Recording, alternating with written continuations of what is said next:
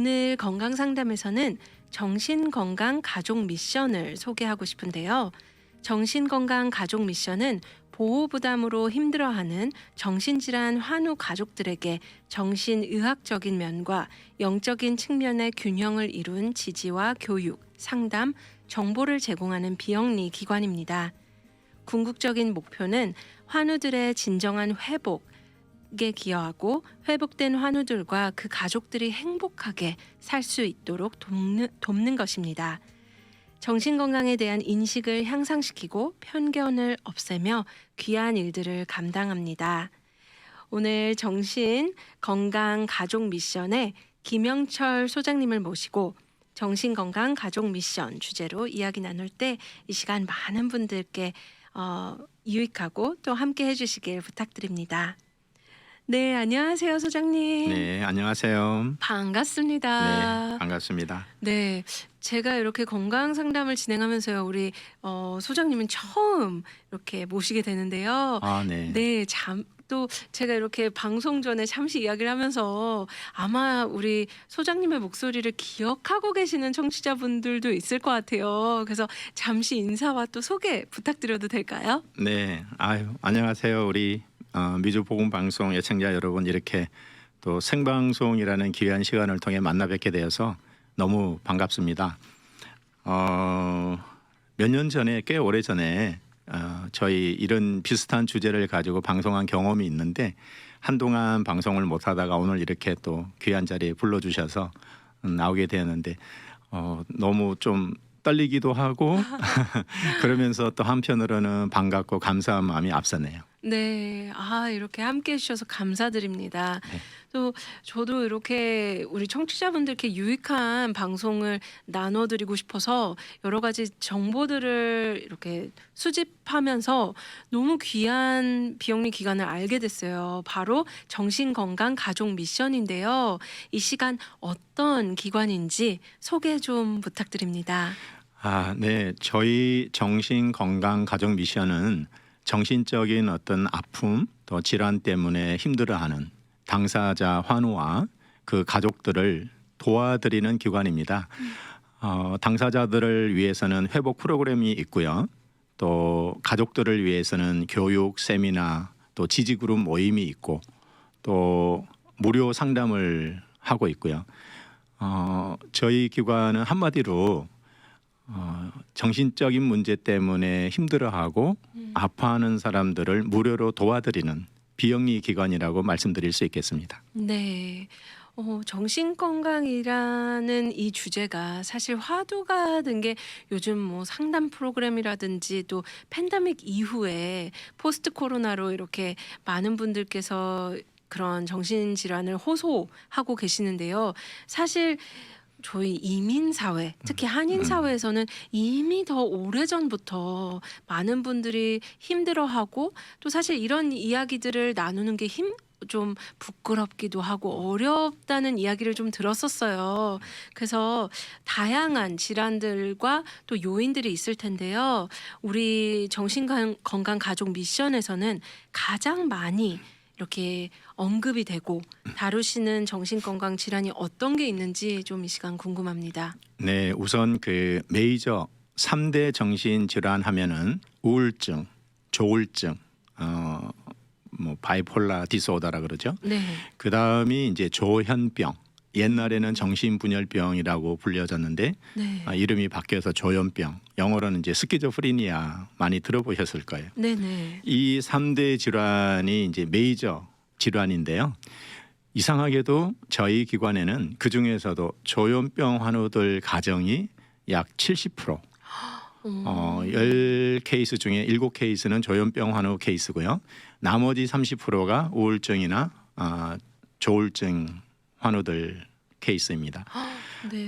그래서 주로 저는 이제 그 조현병 환우들과 만나고 있고 그 가족들을 만나고 있고 또 1대1로 시간을 내서 만나는 환우들이 거의 대부분 조현병 환우들이에요. 네. 이렇게 3대 메이저 질환들을 설명해 주셨는데요. 우울증, 조울증, 또 조현병. 예전에는 이제 정신분열이라는 병으로 불렸는데요. 이런 정신 질환들이 우선 생기는 원인. 근데 특별히 저는 조현병이 70%라는 게 놀랍거든요. 네. 네. 알려주세요. 그러니까 이제 70%라는 게 이제 저희 기관에 네. 의뢰하는 클라이언트들의 이제 비율이라는 것이고요. 네. 조현병 같은 경우는 뭐 참고로 말씀드리면 인구의 1% 정도, 그 정도죠. 사실은 이것도 굉장히 많은 거예요. 네. 자, 그런데 이제 질문하신 것처럼 그 원인은 참 다양해요. 정신질환의 원인을 뭐 하나로 딱 집어서 얘기할 수는 없는데 이제 의학적인 접근을 해서 정신 분야에 계시는 분들이 공통적으로 이제 말씀하시는 가장 대표적인 원인 중에 하나는 우리 뇌에서 분비되고 있는 신경 전달 물질의 언밸런스다. 아마 이름을 많이 들어보셨을 거예요. 세로토닌, 또 뭐 도파민 이런 물질들. 세로토닌 같은 경우는 이제 이게 적게 분비가 되면 우울증이 생기고, 도파민 같은 경우에는 과다 분비가 되면 조현병 증상이 나타나요. 그래서 신경 전달 물질이 현대 과학에서 밝혀낸 바로는 우리 사람의 뇌에서 100가지 이상의 종류가 있다고 그래요. 네. 근데 그중에 특정한 어떤 화학 물질, 이 신경 전달 물질이 적게 분비되거나 또 많이 분비되면 밸런스가 깨어지면서 네. 정신 질환의 증상이 나타날 수 있다. 네네. 이제 이게 가장 의학적으로 이제 중요한 원인 중에 하나이고요. 그 외에도 호르몬의 또 불균형. 네. 그래서 가장 대표적으로 예를 들어 산후 우울증이라는 게 있어요. 네. 근데 이런 경우는 이제 급속한 호르몬의 변화로 인해서 정신적인 문제가 생길 수도 있고, 또 다른 이유로는 뇌에 예를 들어 종양이 있다든지 뇌에 어떤 그 메디칼적인 치료를 요하는 문제가 생겼을 때에도 정신질환이 생길 수 있다. 그 다음에 또 가장 또 요즘 이제 많은 이슈가 되고 있고 많이 다루어지고 있는 원인 중에 하나는 스트레스예요. 네. 사람마다 그 스트레스를 참아내는, 우리 표현으로 얘기하면 스트레스 내성이 다 다르거든요. 네네. 어떤 사람은 예를 들어 1부터 10까지 스트레스 지수가 있다고 했을 때 어떤 사람은 10까지 참을 수도 있고 어떤 사람은 5까지밖에 못 참아요. 그러면은 스트레스가 뭐 7, 8이라는 어떤 스트레스가 오면 네. 5까지밖에 참을 수 없는 사람한테는 이제 감당이 안 되는, 그래서 정신적인 문제가 생길 수 있는 네. 원인이 되는 것이죠. 네네. 그리고 이제 또 참고로 저희들이 살피는 것은 조현병 같은 경우에는 특히나 유전적인 요인도 어느 정도는 이제 살펴봐야 되죠. 유전병은 아닌데 유전적인 요인도 살펴보는 그런 원인이 있습니다. 그래서 이런 다양한 원인들 중에 복합적으로 이렇게 좀 작용해서 정신적인 문제가 생기지 않나. 네. 이것은 제 개인 의견이라기보다는 누구나 다 의학적인 어떤 입장에서 설명하시는 전문가 선생님들의 공통된 의견 중에 하나입니다. 네.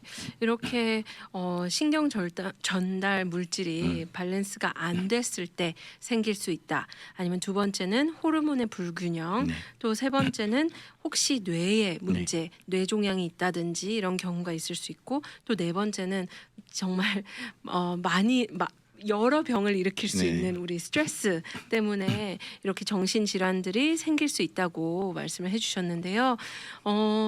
분명 이런 우울증이라든지 조울증 또 조현병, 이렇게 이런 병이 생기기 전에 전조 증상이 있지 않을까 싶어요. 있죠. 네. 이제 가장 대표적인 것은요. 누구나 정신질환이 이제 병으로 인식이 되기 전 단계에서 공통적으로 보여지는 네. 몇 가지 특징이 있거든요. 대표적으로는 이제 잠을 잘 못 자요. 네. 불면증. 네. 그다음에 이제 또 반대로 너무 많은 잠을 자는 경우.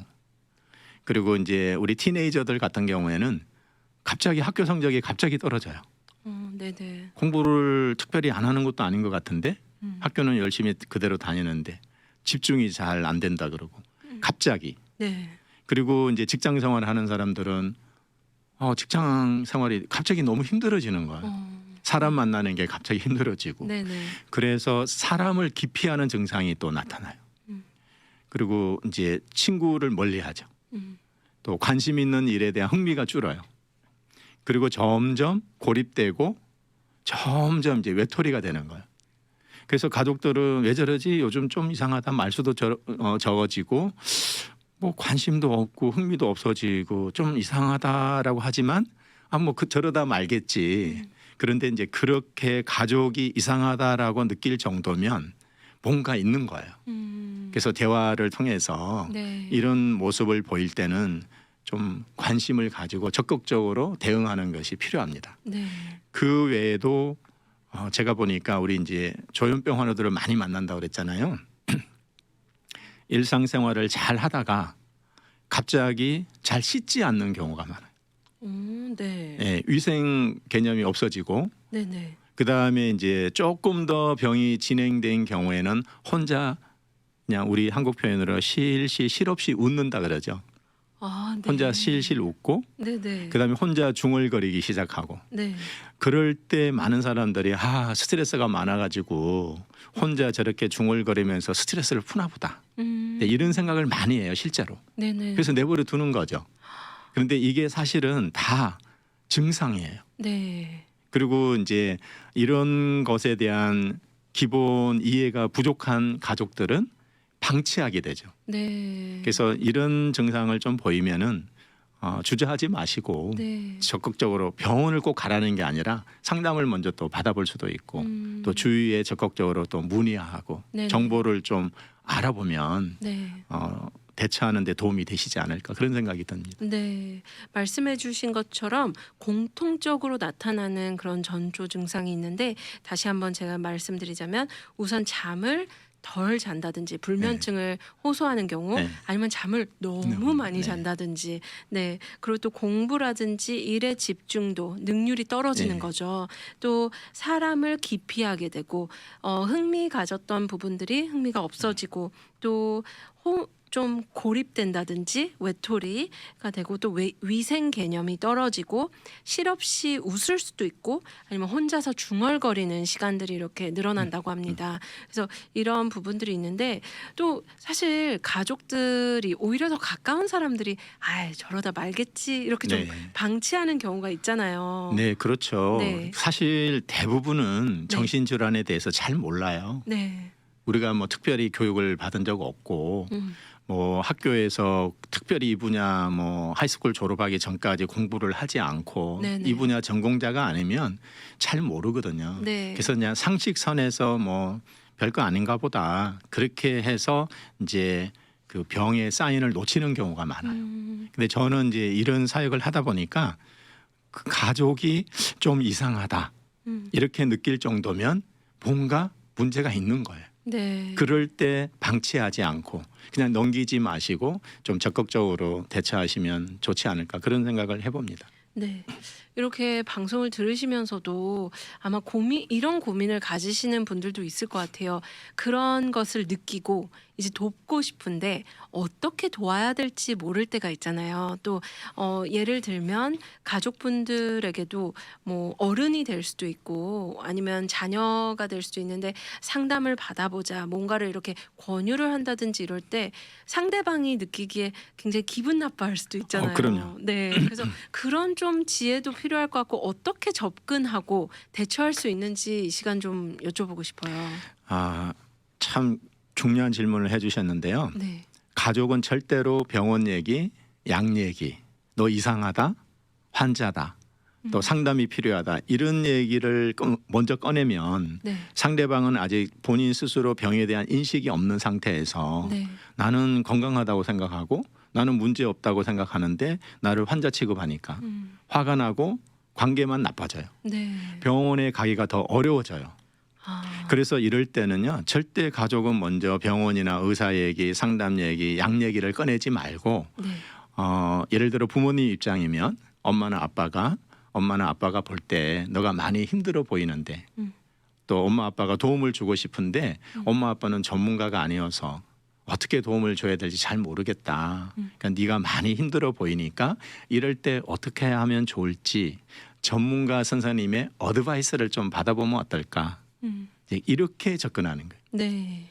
그리고 본인이 힘들어하는 것에 초점을 맞추고 네가 힘들어하니까 우리가 좀 도움을 주고 싶다고. 그리고 이제 뭐 병원에 가자, 뭐 의사를 만나자 이런 얘기를 먼저 꺼내게 되면 거의 대부분 반발심이 생기고 그렇죠. 화가 나고 네. 더 이상 이제 얘기를 안 하려고 그러죠. 네네. 그러니까 대화가 단절되면 치료에 걸림돌이 되기 때문에 네. 그냥 전문가 선생님의 어드바이스를 한번 받아보면 어떨까.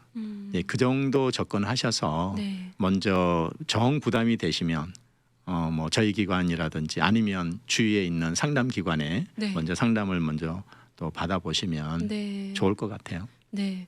사실 어떻게 보면 좀 공감을 해주면서 이렇게 같이 함께 도움을 받자 이렇게 또 이야기하는 게 굉장히 중요한데 또 방금은 이렇게 아이들에게 말하는 경우를 말씀해 주셨는데요. 반대로 예를 들면 부모님이나 이렇게 할머니, 할아버지나 이렇게 말씀드릴 때는 어떻게 접근하면 좋을까요? 그 이제 이런 이슈를 가진 사람들이 아까 전조증상 얘기하면서 주로 고립된다 그랬잖아요. 네. 사람들하고 잘 못 어울리고 이런 분들이 이제 나이 드신 분들은 굉장히 외로워요. 네. 그래서 오늘 방금 전에 우리 아나운서님께서 그 공감이라는 단어를 지금 말씀하셨는데 그 외롭고 쓸쓸하고 힘들고 이제 그런 마음을 같이 좀 나누는 거죠. 예. 그 외로워하는 그분에게 그 외로워하고 힘들어하는 분에게 말벗이 되어준다든지 먼저 이제 대화를 할 수 있는 마음을 오픈해서 그 사람과 털어놓고 대화가 가능한 친구가 되어주는 거. 그런 다음에 상대방이 나를 좀 신뢰하고 네. 나를 믿고 좀 따를 정도로 좋은 관계가 됐을 때 네. 그럴 때 이제 좀 전문가 선생님을 만나서 도움을 좀 받아보시면 어떨까요?라고 그렇게 접근하는 것이 제일 좋을 것 같고요. 네. 네. 그 배우자 관계에서도 요즘은 이슈가 돼서 이제 뭐 남편 문제 때문에 아내 문제 때문에 찾아오시는 분들이 많아요. 네. 우리 아내가 이상하다, 뭐 우리 남편이 뭐 너무 우울하고 뭐 이런 이슈가 많은데 그럴 때도 당신 상담 받아야 돼, 병원 가야 돼. 언제까지 이렇게 살 거야? 이렇게 접근하면 안 되고요. 네. 당신이 얼마나 마음이 힘들면 이렇게 외롭고 내가 봐도 당신 참 힘들어 보여. 공감해주고 그 힘들어하는 마음을 좀 이해하려고 노력하고 그렇게 해서 상대방의 그 아파하는 마음으로 그 마음을 좀 들어보려고 그 목소리가 아닌 마음에서 들려오는 소리에 귀를 기울이는 자세로 좀 접근하는 것이 네. 오히려 전문가 선생님한테 연결하기가 훨씬 더 네. 수월한 방법이 된다는 것을 말씀드리고 싶네요. 네. 이 시간 방송을 듣고 계신 많은 분들께서 특별히 우리 가족들 또 친구들 또 교회 식구들 주위에 정신 건강이 건강한지 또 이렇게 좀 둘러보면 어떨까 싶어요. 그리고 오늘 이 방송이 꿀팁이 됐으면 좋겠고요. 그러면 소장님 한인 사회, 자 이민 사회에 정신건강 가족 미션이 왜 필요한지 이 시간 나눠주시면 좋을 것 같아요. 네, 참 아쉽게도 미주 전체에서 그러니까 정신질환 이슈를 가진 사람들만을 돕는 비영리 기관이 저희 기관밖에 없어요. 네. 네, 그리고 이제 상담소는 많이 있어요. 네. 근데 우리는 상담소가 아니거든요. 정신질환 문제를 가지고 있는 환우나 그 가족들만 돕는 거예요. 신체 장애우를 돕는 기관은 많아요. 그런데 이제 이런 이슈를 가진 사람들만 돕는 비영리 단체가 미주 지역 전체에서 유일하게 저희 기관밖에 없고 네. 그 다음에 또 하나 이제 귀한 것은 정신질환은 의학적으로 필요하면 의사 선생님 만나서 약도 복용해야 되고 상담도 받아야 되지만 제가 이 사역을 하면서 깨닫고 배운 바는 신앙적인 돌봄이 반드시 병행돼야 돼요. 그러니까 하나님과의 관계가 재정립되지 않고 하나님을 만나지 않고 하나님과 상관없는 삶을 살면서 정신적인 방황을 끝내기는 어려워요. 하나님이 우리 인간을 창조하실 때 처음부터 우리를 하나님과의 관계에서만 행복하고 만족하고 평화롭게 살 수 있도록 우리는 그렇게 창조 때부터 디자인이 된 존재예요. 네네. 그러니까 하나님과 관계 없는 삶을 살면서 정신적으로 행복하고 건강하게 살기가 어렵다는 거죠. 네. 근데 우리는 그런 영적인 돌봄을 지원해요. 네. 영어 성경 공부도 있고 모여서 예배도 드리고 또 특히 우리 한인 2세들은 이제 영어권이니까 영어로 이런 모임을 인도해 주시는 리더가 있고 네. 그래서 우리는 의학적인 면 또 심리치료 차원의 상담 플러스 영적인 돌봄을 같이 균형 있게 해야 된다라고 강조도 하고 그런 영적인 돌봄을 제공하는 기관이기 때문에 네. 우리 한인 커뮤니티 내에 저희 정신건강 가족 미션이 좀 중요한 역할을 하고 있지 않나 네. 필요하지 않나 네. 이런 생각을 하게 됩니다. 네. 아, 소장님께서 말씀해 주시는데 너무 제 마음에 감동이 있는 거예요. 깊은 감동이. 또 이렇게 참 귀한 사역을 하고 계시고 사실 그런 것 같아요. 가족들이 생각하면 이제 가장 어려운 부분들이 말씀해 주셨던 것처럼 약을 복용을 해야 된다든지 물론 필요할 때는 해야 되겠지만 그것 이상의 어떤 영적인 돌봄과 정말 그 한 영혼에게 필요한 그 부분 정말 저희가 그리스도인으로서 누릴 수 있는 그 기쁨이 있는데 어떻게 보면 참 이 정신건강 가족 미션을 통해서 많은 회복이 이루어질 네. 수 있다라는 것에 대해서 저는 깊은 감동을 받은 것 같아요. 네. 네. 사실이에요. 네. 네, 약만 뭐 10년 이상 먹어도 좋아지지 않은 네. 케이스 많아요. 네네. 그리고 실제로 그것 때문에 찾아와요. 나는 약 복용한 지 뭐 10년 이상 되는데 왜 안 좋아집니까? 네. 본인이 찾아오기도 하고 네. 또 가족이 우리 애는 약 먹은 지 20년 넘었는데도 똑같다. 네. 근데 이제 그런 케이스 방금 말씀하신 것처럼 영적인 돌봄을 통해서 새롭게 하나님 안에서 인생 설계를 하지 않으면 좋아지기가 어려워요. 네. 참 혹시라도 힘들어하고 계신 분들도 지금 방송을 들으시면서도 조금이라도 희망의 빛을 이 시간 느끼신다면 보신다면 조금만 용기를 내셔서 한 발짝만 이렇게 나오시면 어떨까 생각이 들어요. 그래서 제가 방송 끝에도 잠시 안내를 해드리겠지만 정신건강 가족 미션 비영리 기관에 관심이 있으시고 또 문의를 원하시는 분들께서는 714-313-4077 714-313-4077에 문의 주셔서 궁금하신 점 또 어떻게 도움을 받을 수 있는 점이나 있는 그런 부분들을 연락하시면서 또 이렇게 상담해 보시면 좋을 것 같습니다. 또 이렇게 정신건강 가족 미션과 함께하면서 좋아지는 그런 사례들이 있잖아요. 네. 이 시간 제가 보내드리기 전에 제일 중요할 것 같은데 이 부분 좀 나눠주시면 좋을 것 같아요. 지금 우리 기관을 통해서 네. 너무너무 심각한 뭐 예를 들어 뭐 정신병원에 강제로 입원해야 할 정도로 심각한 상태에서 저를 처음 제가 이제 병원으로 면회 가서 만난 그런 케이스 중에서도 이제 저희 회복 프로그램에 조인도 하고 상담도 받고 같이 활동하면서 다 회복이 돼서 물론 약은 관리 차원에서 증상 조절 차원에서 복용하고 있지만 남들은 약 먹는 거를 모를 정도로 네. 완전히 회복이 되어서 이제 집을 떠나 독립해서 풀타임으로 네. 직장 생활하는 형제 자매 또 어떤 자매는 조현병 약 복용하면서 다시 대학을 복학하고 네.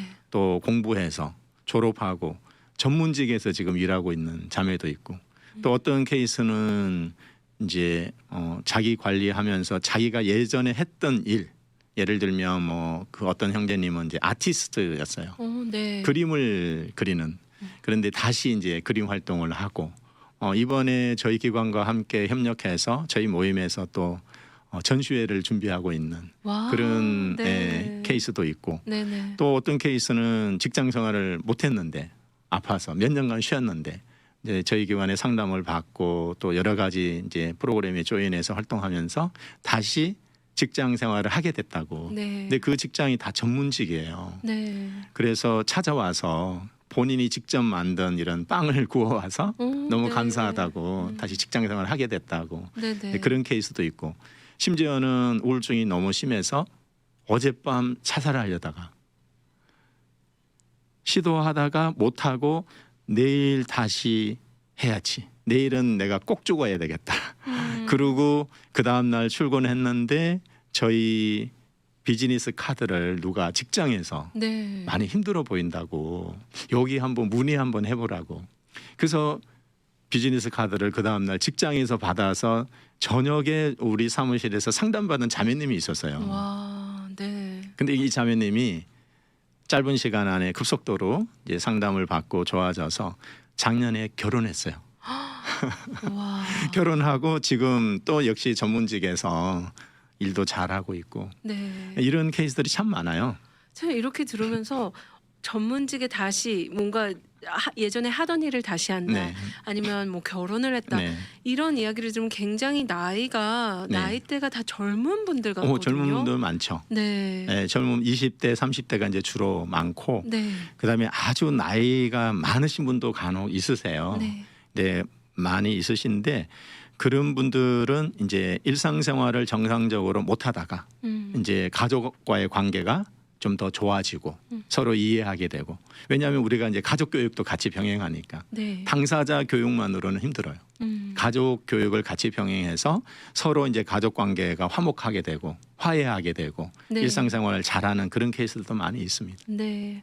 아, 이렇게 들으면서 또 기분 좋네요. 마지막에 이렇게 좋은 사례들도 들으니까 참 많은 분들께서 꼭 도움을 받으셨으면 좋겠어요. 그렇기 때문에 제가 홈페이지를 보면서 정기 모임 장소도 있더라고요. 네, 네. 저희들이 이제 오렌지 카운티 지역에서도 캘리포니아 오렌지 카운티 지역에서도 정기 모임이 있고요. 또 LA 지역에서도 다운타운 지역에서 정기 모임을 하고 있고요. 토렌스 지역에도 있고 조금 멀기는 하지만 라스베가스 지부 모임도 있습니다. 네. 그래서 관심이 있으시거나 참여 원하시고 또 도움받기 원하시는 분들은 자세한 모임 장소나 안내가 필요하실 텐데 아까 말씀해 주신 그 전화번호로 문의해 주시면 도움을 드리고 안내해 드리도록 하겠습니다. 네, 오늘 김영철 소장님 함께 모시면서요. 함께 하시면서 우리 청취자분들께 마지막으로 축복의 말씀, 정리의 말씀 좀 부탁드릴게요. 네, 정신질환은 사실 아파요. 힘들어요. 예, 무거운 짐인 것은 사실이에요. 근데 정신질환을 믿음의 눈으로 다시 바라보면 하나님이 이 정신질환을 통해서 우리를 기도하게 만들고 겸손하게 만들고 또 하나님을 더 깊이 있게 만날 수 있도록 우리에게 기회를 주시고 은혜를 부어주시고 우리를 새롭게 빚어가시는 섭리의 도구가 될 수 있다는 거. 그래서 정신질환은 저에게 있어서는 제가 꼭 이런 사역을 해서가 아니라 저도 환우 가족된 입장에서 정신질환은 하나님으로부터 축복이 될 수 있구나. 이걸 통해서 우리가 참 하나님의 자녀답게 살아갈 수 있도록 하나님이 이끄시는 도구가 될 수 있구나. 이걸 깨달았거든요. 혹시 이런 문제로 힘들어하시는 청취자분들 계시다면 정신질환을 부정적으로만 보시지 마시고 믿음의 눈으로 이런 아픔을 통해 나를 새롭게 하시고 변화시키시는 하나님의 도구가 정신질환일 수 있다. 그래서 정신질환은 오히려 축복이 될 수 있다.